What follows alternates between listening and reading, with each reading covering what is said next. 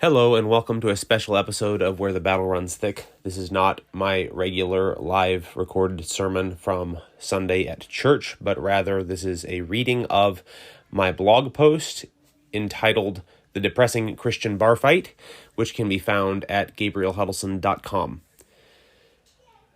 The Depressing Christian Bar Fight. Welcome to the Reformed X Bar and Grill. You may have been attracted by the sound of shattering glass. If you're on the platform formerly known as Twitter, you might have even dodged a beer bottle or two. For those who are wondering why a bunch of brothers in Christ are currently lobbing hot wings across the room, allow me to explain. Quick, let's hide behind that table in the corner, and after I get the baked potato skins out of my hair, I'll tell you what I know. I was sitting at my table in the corner, minding my own business, enjoying a nice burger and doing a deep dive on Catholicism. Stay tuned. When suddenly, that table over there got flipped over by a guy with a really big beard. So many big beards in this pub, it's really hard to tell people apart. I don't know all the details, but from my vantage point under the table, I think I might have pieced together some idea of what is going on. Therefore I, the prisoner of the Lord, urge you to walk in a manner worthy of the calling with which you have been called, with all humility and gentleness, with patience, bearing with one another in love, being diligent to keep the unity of the Spirit in the bond of peace. Ephesians 4:1-3, NAS. Whenever we see Christians going after each other like this, I believe we are scripturally enjoined to assume the best about both parties until proven otherwise. So I suggest that we should approach this issue with a specific goal in mind: to construct, if possible, a framework that explains the conflict without naming a villain and a hero. Of course, we shouldn't excuse bad conduct, but love bears all things and believes all things, 1 Corinthians 13. So we should assume the best until proven otherwise. This is the framework that I am seeking to build in this post. There are two issues that seem to be the flashpoints of this brawl. The first is a conversation about antisemitism. The second is a conflagration over the bounds of a wife's duty to submit to her husband. First, let's meet the brethren in the bar, and then we will look at the issues that led to the Guinness on the window. The patrons. Allow me to introduce you to the main players in this taproom tangle. The situation can be roughly boiled down to two groups, which groups I shall call the Antioch contingent and the Christian nationalists. The Antioch contingent is headlined by Doug Wilson and his Moscow cohort, Jeff Durbin and James White of Apologia, and a pastor from Germany named Tobias, whose last name I shall not attempt to spell. The Christian nationalists are represented by Joel Webbon, Eric Kahn and the boys from Ogden, and of course, Stephen Wolfe. A very brief summary of events is as follows. Tobias Riemenschneider, copy-paste is a delightful thing, is the pastor of a church in Germany. A young man from Pastor Tobias's church moved to America and began attending Joel Webbon's church. This young man shared a meme about the Holocaust, which went something like this: "Those Jews are doing manual labor for the first time. They talk like it's killing them." This is a paraphrase based on James White's account of events. I did not successfully find the actual meme in question. Pastor Webbon describes the subsequent events as Tobias and others pressuring him to put this young man and his family under church discipline, due to the simple sharing of the meme. Pastor Tobias says that he was firstly not trying to pressure Joel into excommunicating the young man, and secondly, that it was about much more than a meme. It was about a trajectory toward antisemitism. There was a Zoom call between Webbon and Riemenschneider, as well as the young man in question and a few other men from Tobias's church. Webbon recorded the call, unbeknownst to the party on the other side of the screen. Beyond these basic facts, we dive into the controversy, and for that, I refer you to first-hand accounts from Tobias and Joel. If you would like those links, go to the post at gabrielhuddleston.com. Little by little, the issue festered, and it wasn't long before sides were drawn and chairs were flying across the room. Now, let's look at the issues in question. Dem Jews! Let's talk about the post-war consensus. This is a phrase that must be understood if we are to handle this conversation thoroughly. The Christian nationalist boys have some problems with the post-war consensus, and the Antioch contingent has some problems with the Christian nationalist boys having problems. This is the root discussion that has led to the charges of antisemitism. So what is this consensus? This from Protestia. Quote, why the war, World War II, began, how the war grew from a regional conflict to a global war, who the bad guys and good guys were, and the inscripturated canon of facts and figures as agreed upon by the winners of that conflict, are all a part of post-war consensus. So, end quote, by the way. So, we have defined the term. Now, what's the problem? Protestia continues, quote, most attention on the post-war consensus involves data coming out of the Holocaust. For example, the figure of 6 million Jews killed in German concentration camps is a figure first posited in 1961 by Dr. Wilhelm Huetel in a testimony against war criminal Adolf Eichmann. Although the spread given at the time was between 5.1 and 6 million, you're not permitted to say it's 5.1 million. That would be challenging the post-war consensus because that 6 million has, somewhere along the way, been the accepted and only accepted figure fit to be uttered. End quote. Plenty more examples abound and are mentioned in the article, and here's the rub. When it comes to the post-war consensus, quote, anything short of these answers has been forbidden in the West since the war ended. After all, most of us have grandfathers or great-grandfathers who fought valiantly in this conflict, and as the Antioch Declaration points out, to question the narrative is to, quote, dishonor their legacy, end quote, as well as, end quote, from Protestia. We'll get to the Antioch Declaration in a minute. Thus far, we are seeking to establish an understanding of what the Christian nationalist boys mean when they discuss this topic, and why they believe the Antioch contingent guys are very badly misrepresenting them. The Christian nationalists want to be able to question the approved historical narrative without receiving the identity politics shame game treatment patented by the American liberal media. Just because someone has a different take on World War II doesn't mean that they hate Jews. And this discussion extends beyond history. We see application in the here and now. You will hear that the Jews have intentionally assumed a prominent role in the pornography industry in order to erode Christian civilization. You will hear Judaism described as a dangerous and cancerous religion. The list goes on. Again, here, the Christian nationalists want to be able to have this discussion without receiving the royal name-calling treatment from their Christian brothers, and indeed forefathers. This is the driving force behind their contentions, and they feel that the Antioch contingent is effectively character-smearing them instead of discussing the issues with them in good faith. Some of my readers are likely already prepared to write off the Christian nationalist boys as tinfoil hat crazy people. Hang in there, and let's make sure we have a balanced understanding here. Proverb 20:25, Proverb 18:17. Now everyone must be quick to hear, slow to speak, and slow to anger. James 1:19, NAS. Is it possible to have a discussion about loving one's own people without being a racist? Is it possible for me to prefer hot dogs and apple pie over sake and sushi without hating Japanese people? Is it possible that there really is a concerted anti-Christian effort by some Jewish communities, and that we can discuss this without hating all of the Jews? Is it possible that the history of World War II is messier than we at first thought? The answer to all of these questions is clearly yes. Reread the list. The answer is yes. But we have to take a deep breath and not jump to the instant polarization so characteristic of internet discussions.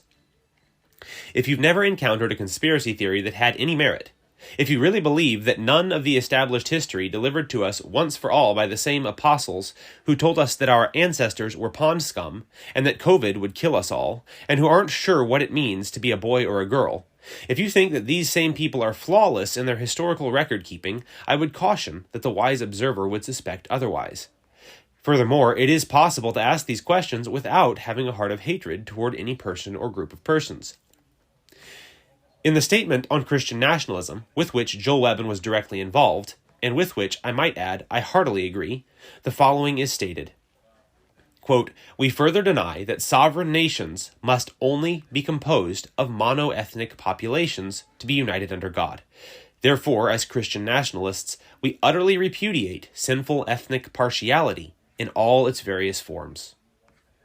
For another example of Joel Webbon providing helpful clarification of his own views, including stating that Hitler was a bad guy, go here. For a similar example on the topic of patriarchy, scroll down to the section entitled The Tongue of the Wise in this post. Again, these links are all available in the blog post on GabrielHuddleston.com. Statements like these are consistently made by the Christian nationalist boys, and I do not believe that Webbon or the Ogden guys are anti-Semitic, hate non-whites, forbid interracial marriage, or any other such thing. There are others in the same circles about whom I am not so sure, but I'm withholding judgment until I have footnotes. My point is that whenever I dig in to investigate something seemingly wacky that Webbon or Kahn says, I've consistently found that their view, when fully understood, is biblically sound. Problem is, most people aren't going to dig in like that. If I have to listen an hour into your podcast to know that you actually aren't saying what your tweet really made it sound like you are saying, then that is a huge problem. But I'm getting ahead of myself. A real problem. The Antioch contingent, after engaging with this conversation for a while on the interwebs, released a statement called the Antioch Declaration. This declaration was intended to be a line in the sand against antisemitism and white supremacy within the church. We have spent time understanding the Christian nationalist boys. Now we need to see things from the Antioch contingent perspective. The rising tide of white supremacy and racism within the red pill community, including many who claim the name of Christ, is simply a fact. This is real, and it is completely appropriate for the Antioch contingent guys to feel a pastoral need to address it. The Christian nationalists feel misrepresented by the words that the Antioch contingent puts in their mouth, and to some extent, I believe that is fair.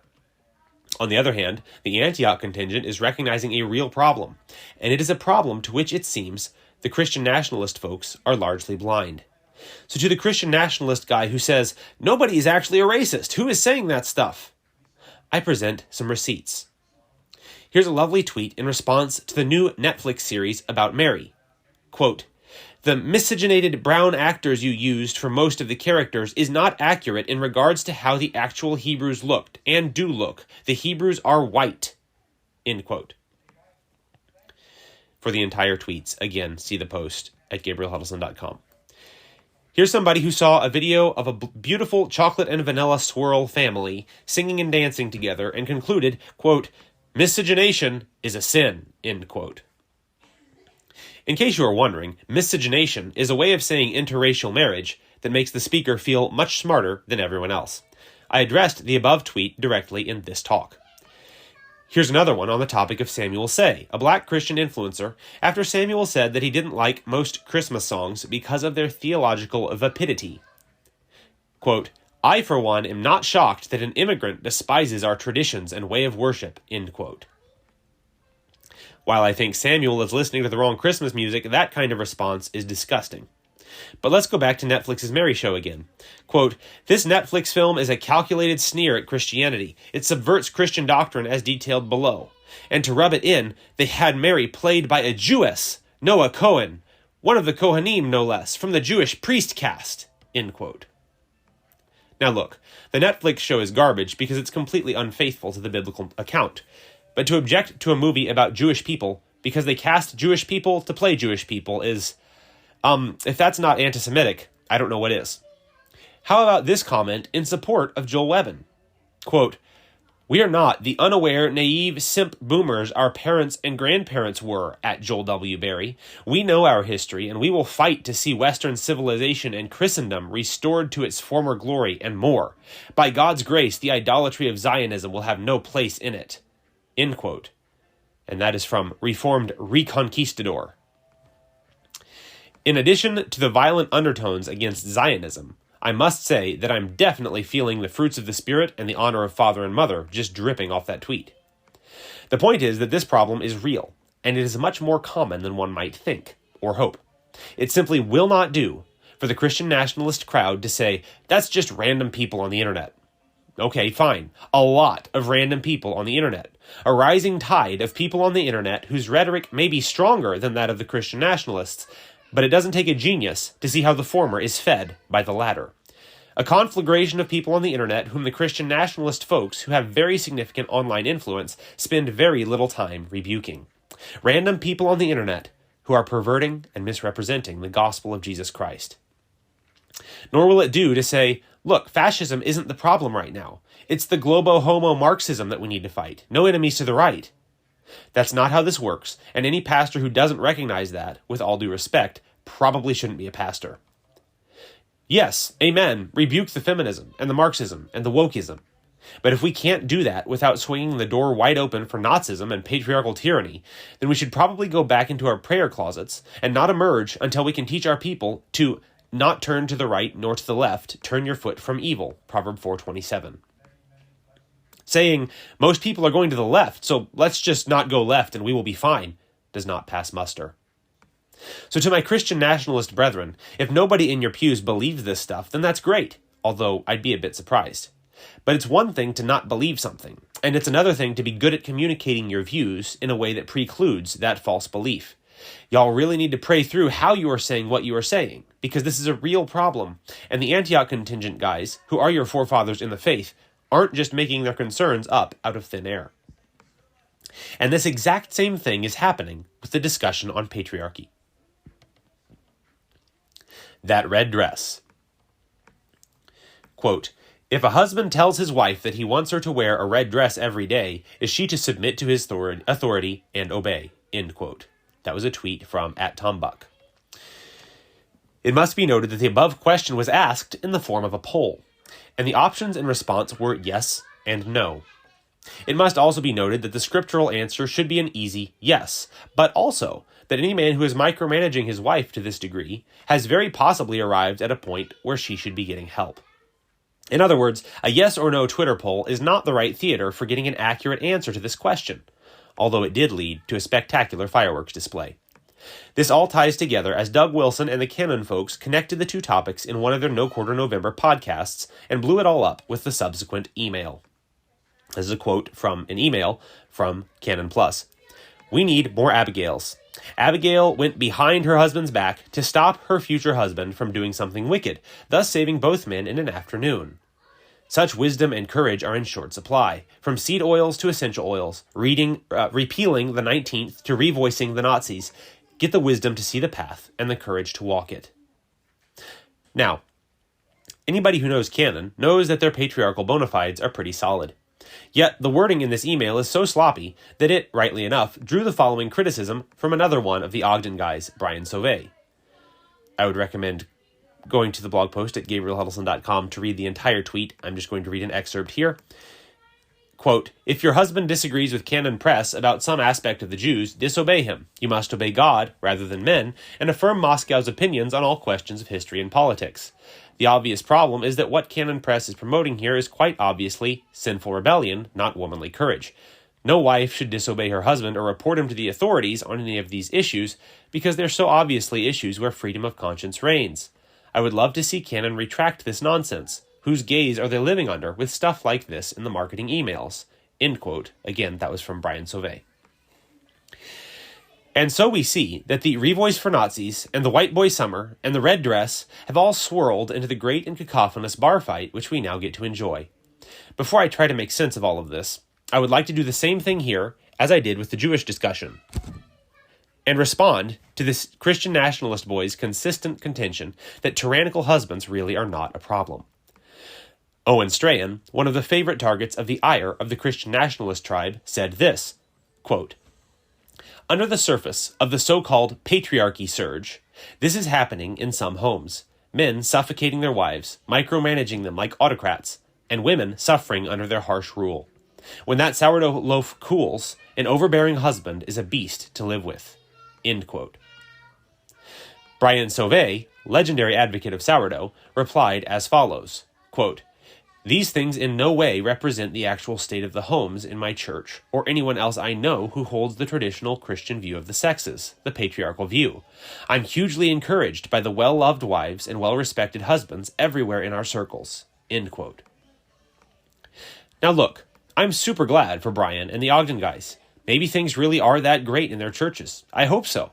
But as with the antisemitism question, dismissal is not a sufficient response. Owen and Canon, with their Abigail email, as sloppy as it was, and as much as they might dislike being associated with Owen, are responding with genuine pastoral concern to a real problem. I'm not going to bother posting tweets for this one. I'll give my personal testimony. I was one of those men who micromanaged my wife like an autocrat. That was the actual state of my home, and it was not because I wanted to be a wicked tyrant. I did not go to bed at night stroking my mustache and cackling maniacally about the tortures I would inflict upon my wife on the morrow. I genuinely wanted to be a good husband. I genuinely wanted to be biblical.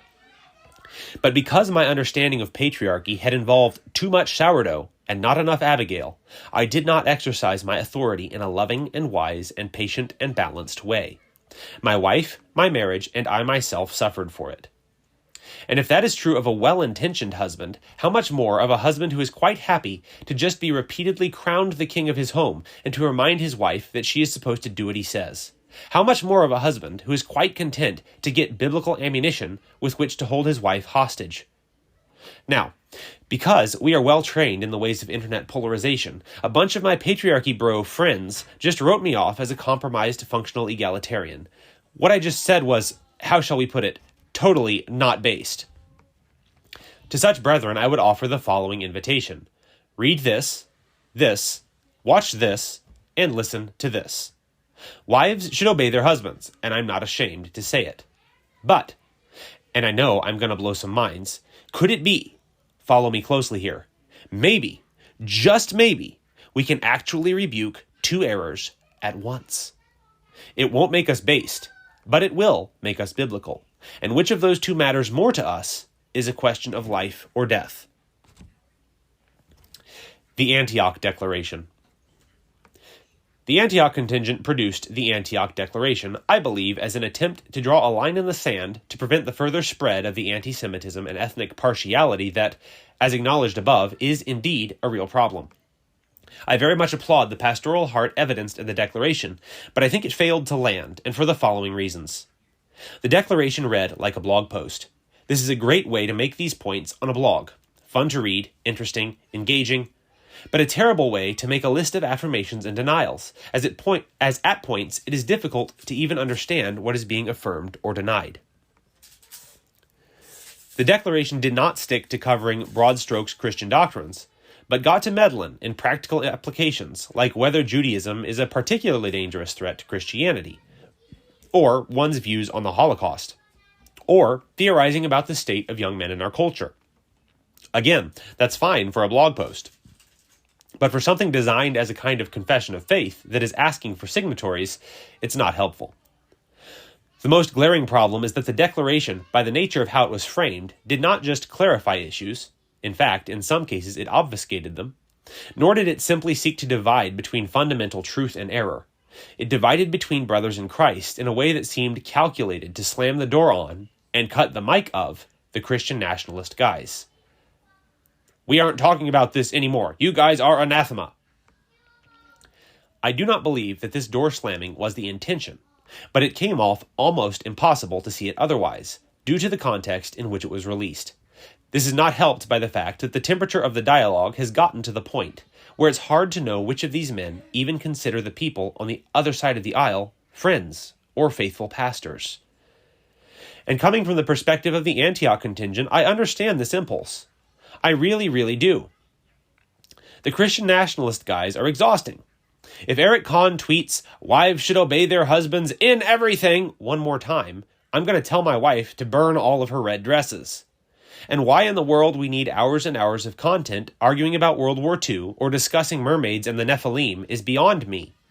However, exhausting and heretical are actually not the same thing, and we should be very careful how readily we disfellowship people with whom we disagree primarily on emphasis and not in content. Because now the bride of Christ on X has major egg on her face, and it's sad. And this exhortation goes both ways, by the way. To the based brethren. My Christian nationalist brothers, I am committed to giving you the benefit of the doubt. I actually have, up until this point, worn the Christian nationalist label myself. At this point, I'm watching with interest to see if that will remain the case. Having thoroughly researched opinions on controversial topics is a passion for me, but it is not going to be for most people. They are scrolling through their social feeds and do not have time to chase a rabbit for 45 minutes, trying to discover whether or not Joel believes that a husband should give his wife an approved reading list. And honestly, I still would not be surprised if some of you guys do approve your wives' choices in books, and I think that's over the top. My point here is that if you're going to have an online presence, you have to bear in mind the fact that what your congregation hears in the context of years of your teaching, accompanied by personal interaction with you, your wife, and your family, is not going to be the same thing as what the great interwebs hear in a 30-second clip of you saying, "If a husband tells his wife to buy organic food and to only read books written before the 1800s and to wear a head covering and only red dresses all the time, she should obey her husband." You guys have got to find a way to have the conversations you are having and take the courageous stands you are taking without feeding a steady stream of ammunition to people who think that you are crazy wingnuts, and to crazy wingnuts who think you are on their side. This may mean providing caveats, which I know you guys don't like to do. You've learned too well from No Quarter November.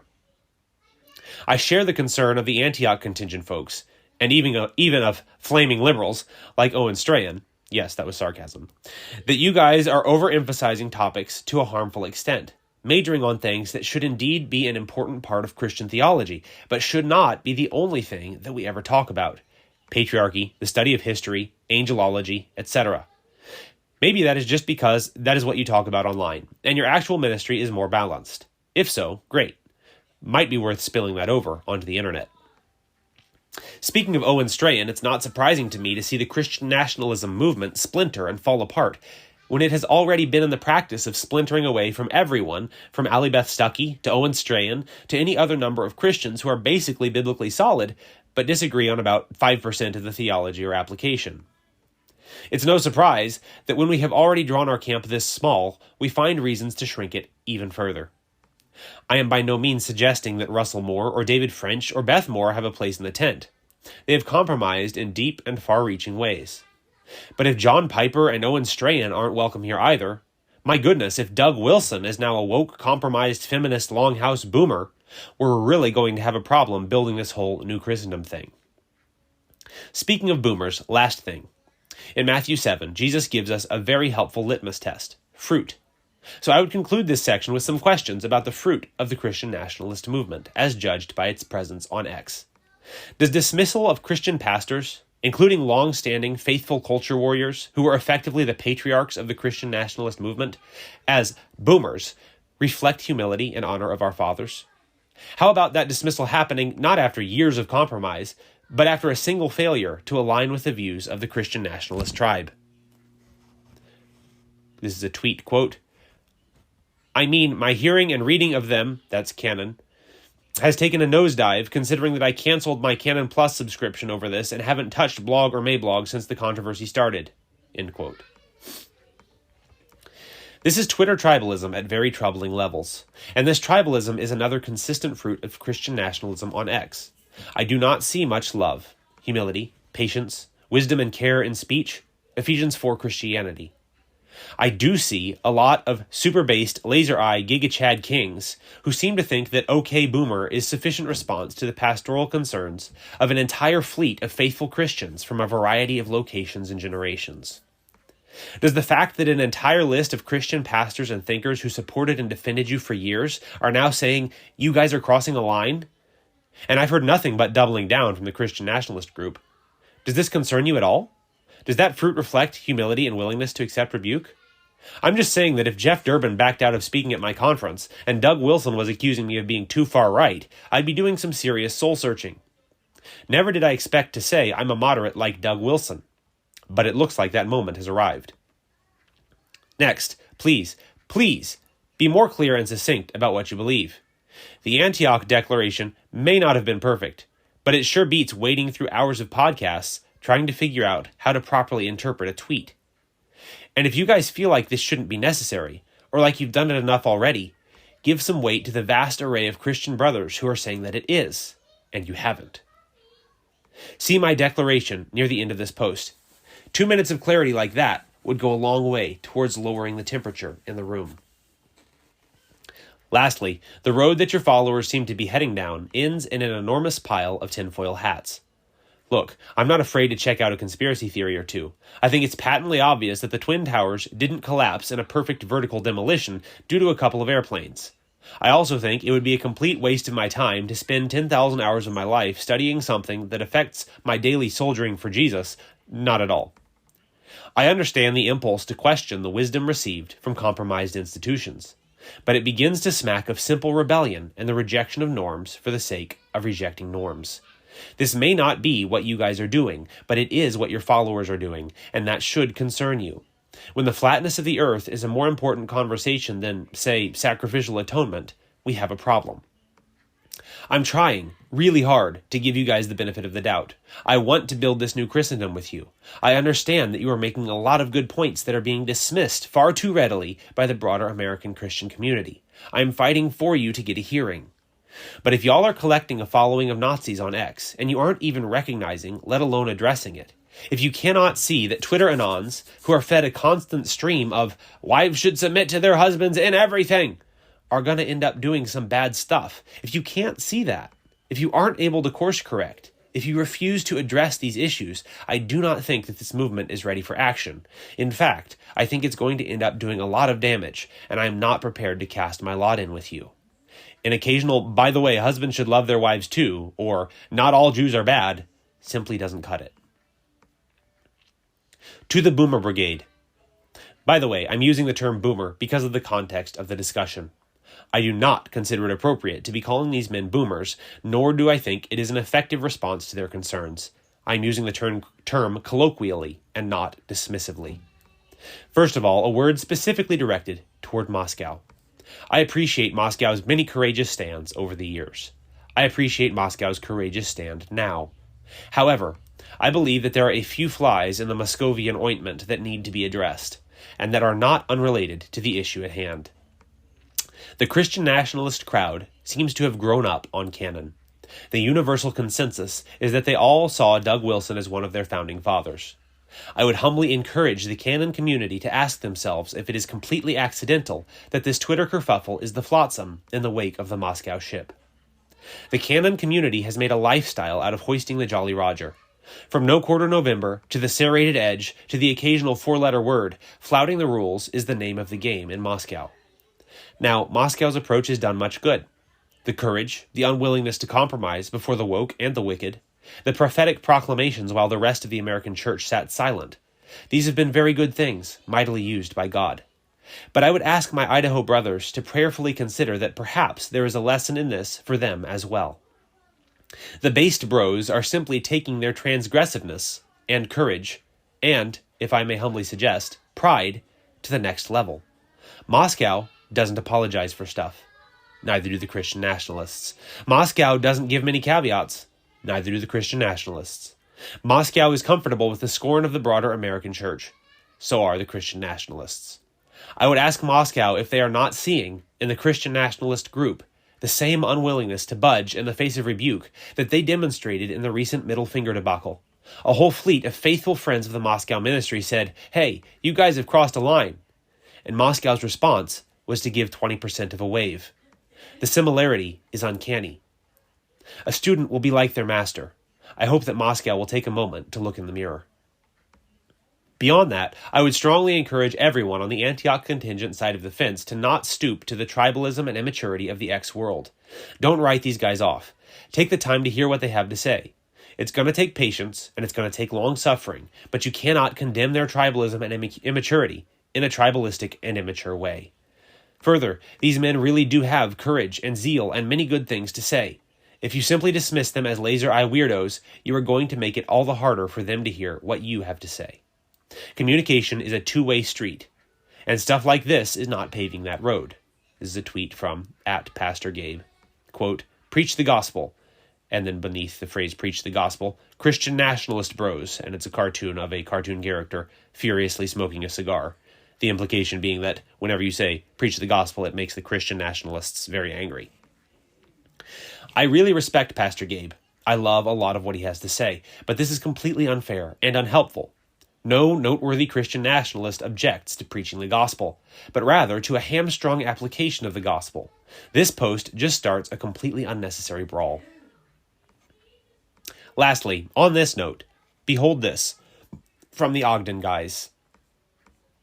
This is a letter from Brian Savay, Dan Burkholder, and Eric Kahn that they sent, or they posted, said, "Last week, we said that we'd be publishing our response to the Antioch Declaration today, December 6th, to the King's Hall podcast. However, as we prepared and recorded that episode, it became clear that we, specifically the elders of Refuge Church, needed to privately contact Pastor Wilson and the Moscow folks about specific concerns that arose from our investigation of the issues surrounding the declaration, which we then proceeded to do.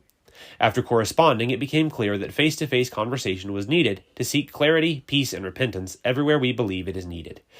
We have decided to delay the release of our episode until that conversation can take place, which we are working on scheduling now.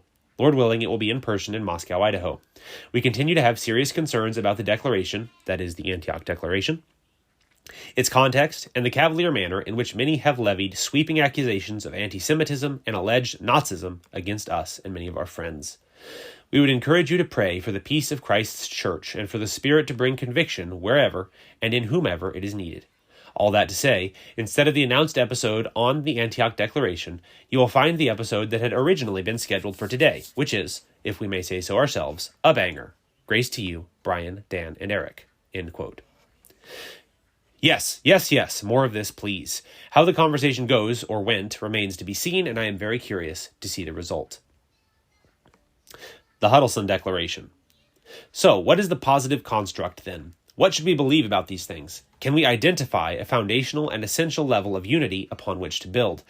Ladies and gentlemen, I present the Huddleston Declaration. I posted the declaration by itself here, and if you want to sign in the comments, more power to you.